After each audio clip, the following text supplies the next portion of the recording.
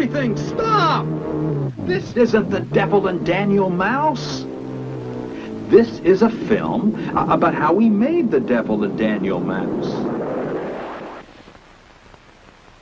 Actually, it was easy.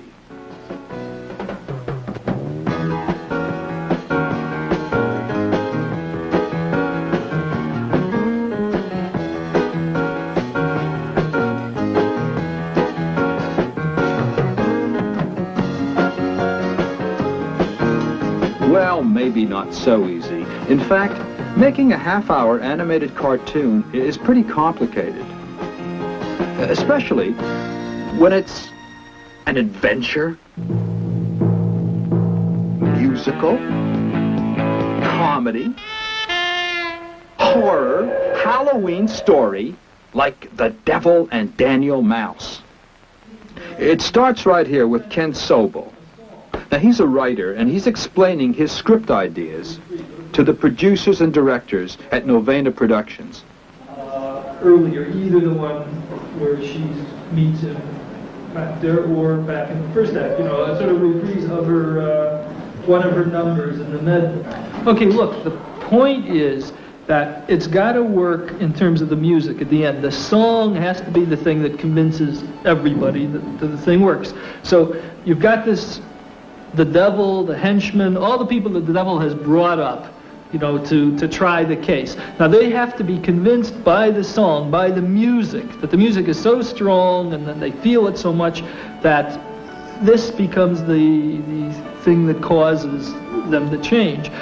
Ken, you know what song it should be that we reprieve? It's the very first one, the one in the first club, the folk song, where they get thrown out of the club. They get fired. They get fired, right, because it's like one of their own songs. And so it should, you know, it would give strength to their situation. While Ken goes off to write the script, Clive Smith and Frank Nesson worry about what the characters should look like. Maybe coming into something, you know, something like this, I don't know. Yeah, well, maybe I mean, I think he's too horrific for most of the thing. I think he's got to be smoother and suaver, you know. You know. He's really got to be the cool producer. That, in case you can't guess, is the devil in The Devil and Daniel Mouse. Over a series of scenes. Clive and Frank are drawing a model sheet to show the animators how to draw the devil. Now, when the script's finished, Clive and Frank start the next step, storyboarding, which means turning the words in the script into pencil sketches for the animators. Comes up from the background and passes right past her. How about if she crawls out of this frame and we cut and she crawls over the log and we look out through the thicket. With her in the foreground. Yeah, and we see the rhino run past. Meanwhile, John Sebastian's writing and recording the music. After all, this is a musical too. Very vulnerable at the beginning and builds in strength. Okay. Let's do a take.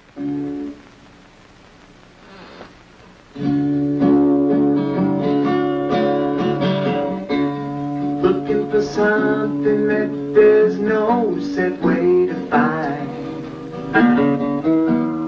You got to listen to your own second mind. You were afraid you wouldn't be strong enough alone. Now look where the music can take you if you're getting lost. Look where the music can take you when you're getting lost. Look where the music can take you, let it go. Yeah, it's kind of good. You had a chance to be a star in your own dream. And the actors are recording their parts. This is the biggest thing ever to hit rock!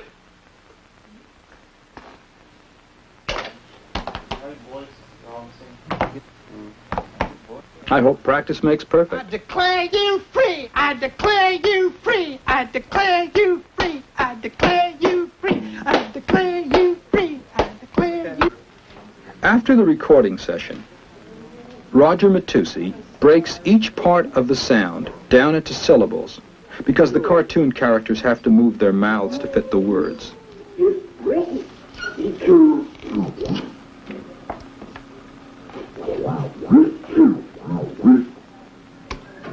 Roger writes down how many frames it takes each character to say each syllable on a sheet which the animators work with.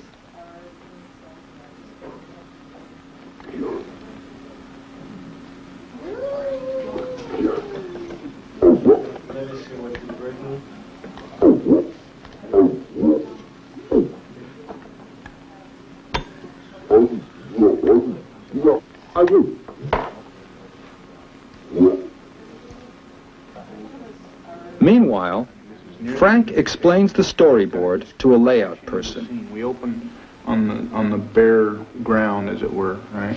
So when you do that layout, she's got to be just totally just flung to the ground, right? She's just wiped out.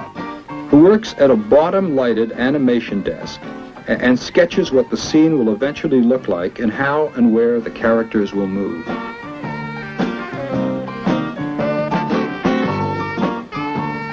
This is called a layout.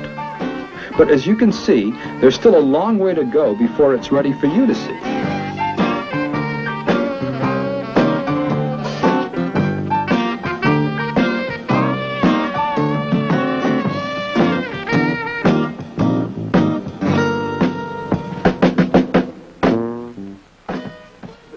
Clive's going over a scene with an animator, John Silvestri, who's going to draw the action. Now, as the director, one of Clive's jobs is to help the animator interpret the action and act out the script. Down by the tree, and he's just very relaxed, and he should maybe bang his knee or something. Right. You know, like, no, he's not going to take Okay, it. what about this? Now, since the no is the big point of the scene, what Right. he should be doing is he's down on his, he's sitting down, Right. and he's Okay. trying to comfort Jan. Right. Meanwhile, Jan's on the other side, and she's Right. kind of She's like just a mess. she's She's looking like, around, okay, and mess. she's just covering up. He puts his hand to kind of just comfort her, and then all of a sudden he realizes he has to take charge. So he says, "No, he can't have you. I won't let him." Now, John's drawing what they just talked about.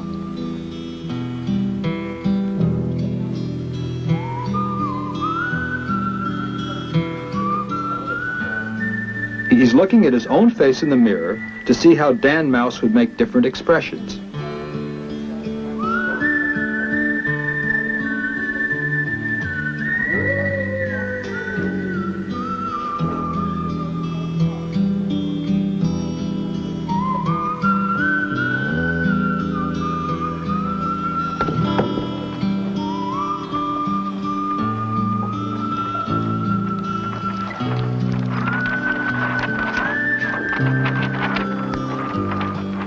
Now they're looking at the animation in a rough form to see what else needs doing.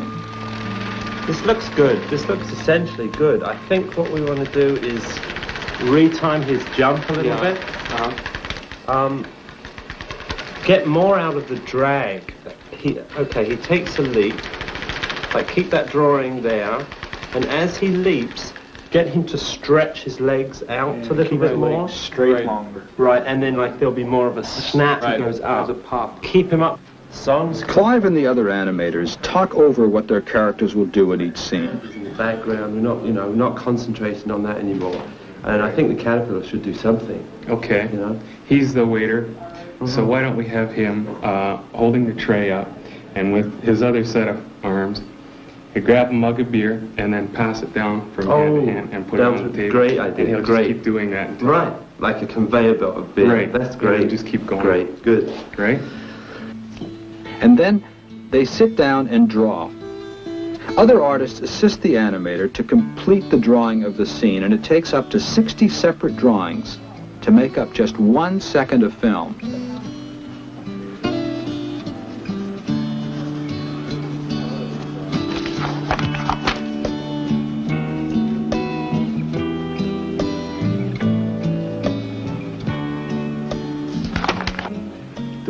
is announcing himself as being the judge, very proud.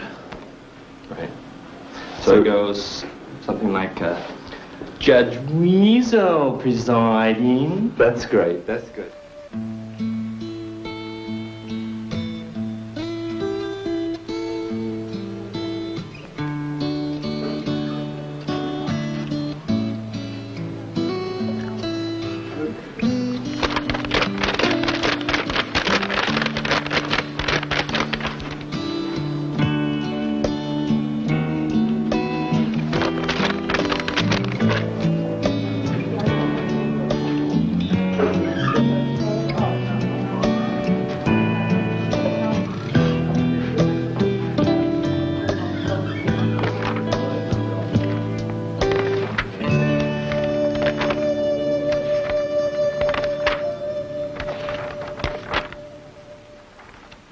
Judge Weasel presiding.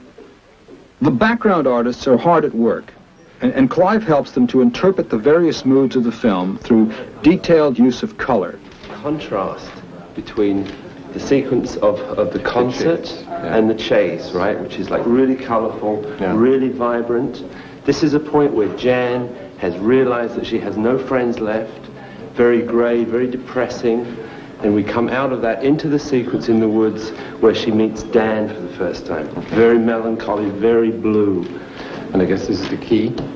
This is a key scene, yes, yes. We'll play her as play them both as a reverse silhouette. There'll be light against a very deep background, very dark in the center, going back into the forest. Very deep blue. So this becomes a very crucial scene to be contrasted with the excitement that's gone before it. That's Louis Cravagna and Olena Cassian. They create the backgrounds that help bring the film to life.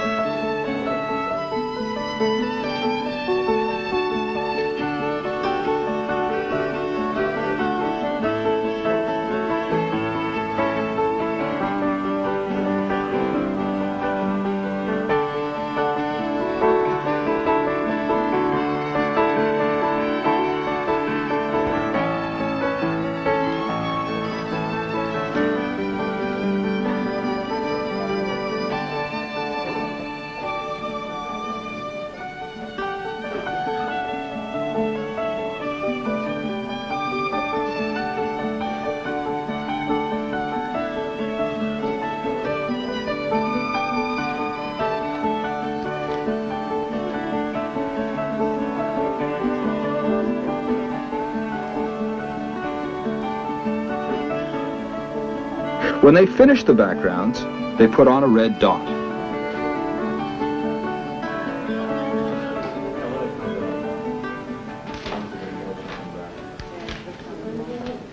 Somebody has to keep track of all this, of course, and that's Norm Stangel's job.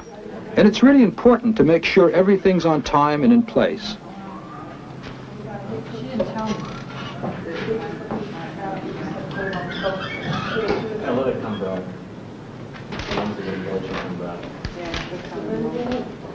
Some of those are painted cells, and I just guess we kept them together in one sleeve. Now the animators have finished, and their drawings are copied onto cell paper, which are clear plastic sheets.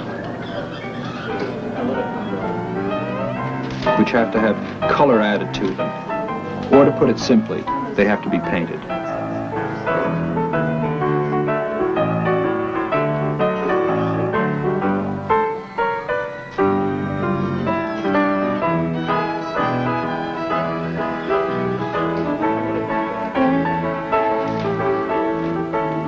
Now, painting is a tricky job. One slip and you've got a purple finger or green air. The color models which are prepared before the painting begins are the blueprints for the painters.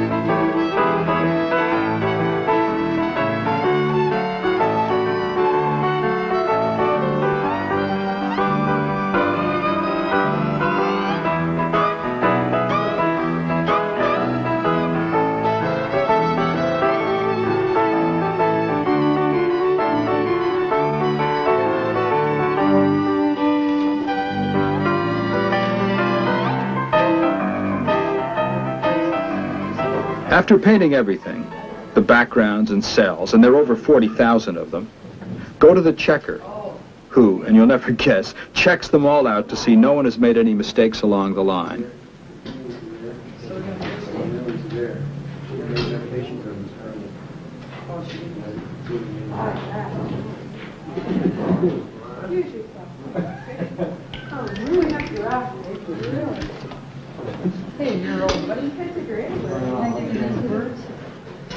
And to see if they fit properly together, because every scene has a lot of different cells. And now it's ready to be shot. By a camera, I mean. First, Dennis Brown, one of our camera persons, arranges the different layers of cells for today's shoot, puts the background on the camera bed, lowers the camera,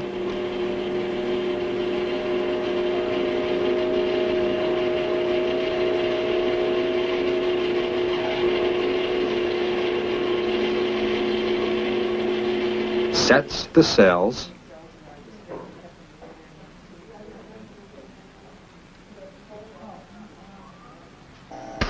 and then shoots a frame at a time.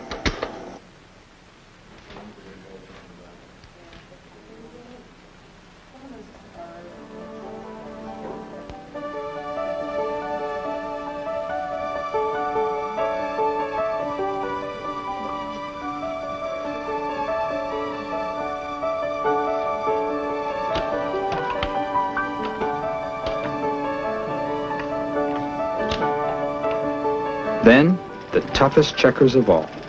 Clive and Frank take a look.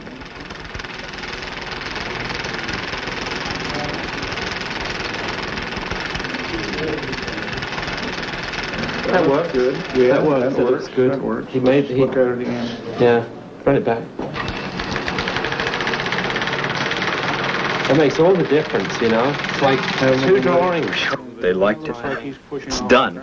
Except for putting the music and talking and sound effects and all the other scenes together.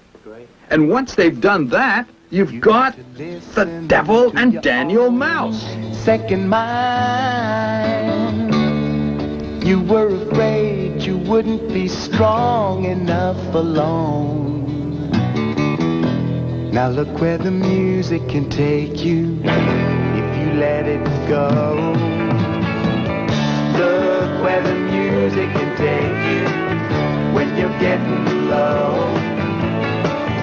Look where the music can take you if you let it go. You had a chance to be a star in your own dream. Now you find that better than it seems. You sold your soul for some rock and roll, but don't you see? Nothing beats inspiration and See, I told you it was easy. Look where the music can take you when you're getting low. Look where the music can take you if you let it go. Look where the music can take you when you're getting low.